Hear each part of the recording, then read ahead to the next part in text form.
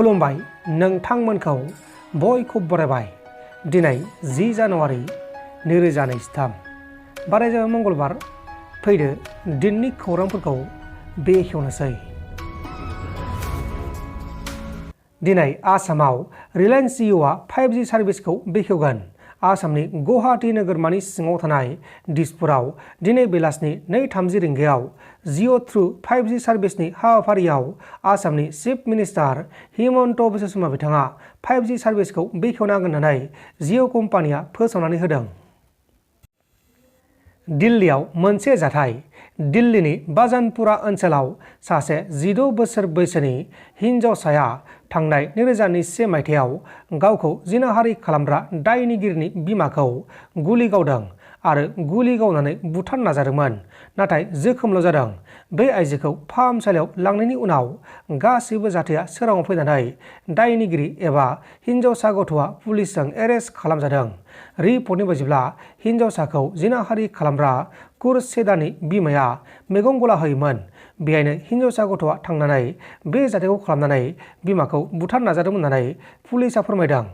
गुलि गावजानाय आइजोआ 50 बोसोर बैसोनि आरो गुलि गावग्रा हिन्जावसा गथ'नि मुंखौ खौरां मख'नाय जायाखै।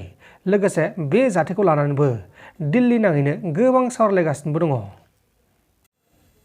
गिथाव बाथाव अर खामदों। आसामनि मारियानि गान्धीनगर ओनसोलनि शिव नारायण मुंनि सासे सुबुंनि न'खराव हरखाबै गिथाव बाथाव अर खामनानै फारि फारियै गासै गंद' न'खरफोराव अरा खामदों आरो बे अर खामनाय जाथायाव बाइकबो खामफादों। नाथाय बे अर खामनाय जाथायाव रावनिबो जिउ खहा जायाखै। बे अर खामनाय जाथायाव 10 लाख रांसोनि मुवा बेसादफोरा एबा धोन सम्पतिफोरा सिलिंखार आरो थेर बेथेर जादों आरो बे अरा कारेन्ट सर्ट जानानै खामदों होननानै मिथिनो मोननाय जादों। मोनसे दुखुनांथाव जाथाय।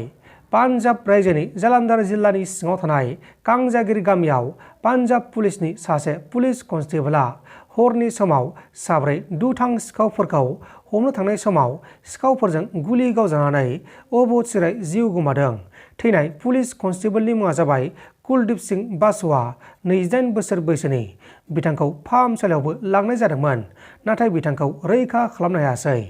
गुबुन फारसेथिं सिखावफोरा बे जाथायखौ खालामखांनानै जाथायसालिनिफ्राय खारखोमालांदों। दा बे जाथायनि सायाव पान्जाब पुलिसआ गावसोरनि खामानिखौ मावगासिनो दङ। लोगोसे बे जाथायखौ लानानै रायजो नाङैनो गोबां सावरायलायगासिनोबो दङ। गुवाहाटी नोगोरमायाव सिखावनि उदखार सोमजिदों। गुवाहाटी नोगोरमानि सिङाव थानाय उलुबारि ओनसोलाव माखासे दुथां सिखावफोरा मन्दिरनि डनेशन बक्सनि 20,000 रांखौ खावना लांदों। सिखावफोरा मन्दिरनि ग्रिलनि साबिखौ सिफायनानै मन्दिर सिङाव हाबखुमानानै बे जाथायखौ इनाय खालामदों होननानै मन्दिरनि पुजारिया फोरमायदों आरो बे जाथायनि सायाव मन्दिरनि पुजारिया पुलिसनो केस बोनाय जादों। दा बे जाथायखौ लानानै गुवाहाटी पुलिसआ गावसोरनि खामानिखौ मावगासिनो दङ। झारखन्ड रायजोनि रामघराव लेबार आफादनि सासे दैदेनगिरिखौ सोरबा सिनायमोनि दुथां सुबुंफोरा गुलि गावनानै बुथारना गालांदों आरो गुलि गावसे गावनानै बिनि गारामाखौबो हाफ्लंना गालांदों। बुथारजानाय दैदेनगिरिनि मुङा जाबाय रमेश विश्वकर्मा। रमेश विश्वकर्माया जेब्ला मोनसे मिटिंनिफ्राय हरनि समाव गावनि न' फारसे थांगासिनो दंमोन, बे समावनो लामा ससेनिफ्राय माखासे दुथांफोरा मोनसे रुमाव लांनानै बे जाथायखौ खालामनानै गारना गालांदों होननानै मिथिनो मोननाय जादों। दा बे जाथायाव लोब्बा थानाय दायनिगिरिफोरखौ झारखन्ड पुलिसआ नायबिजिरगासिनो दङ। मोनसे गिख्रंथाव लामानि जाब्रबथाय जादों। बे गिख्रंथाव लामानि जाब्रबथायजों सासे गोरबोआव गथ' गोनां आइजोआ जायगायावनो जिउ गोमादों। मध्य प्रदेश रायजोनि सातारपुराव सासे गोरबोआव गथ' गोनां आइजोखौ गंसे एम्बुलेन्सजों लांबाय थानाय समावनो लामा ससेयाव गंसे डाम्पार गारिजों हरखाबै जाब्रबथाय जानायाव गोरबोआव गथ' गोनां आइजो आरो बे आइजोनि गुबुन सासे आलासि आइजोआ जायगायावनो जिउ गोमादों आरो गुबुन 3 सुबुङा बे जाथायाव गोब्राब जोखोम जादों। थैनाय 2 आइजोफोरनि मुङा जाबाय रामदेवी, 26 बोसोर बैसोनि, बे जाबाय गथ' गोनां आइजो, आरो रामकाली, 30 बोसोर बैसोनि, बे जाबाय गथ' गोनां आइजोनि फिसायनि असे बिब'। गुबुन जोखोम जानायफोरनि मुङा जाबाय दायाराम 29 बोसोर बैसोनि, बे जाबाय आइजोनि फिसाय, बाबुलाल 35 बोसोर बैसोनि आरो केम्बाति 32 बोसोर बैसोनि, गासैबो दरसे गामि बामिता गामिनि थागिबि।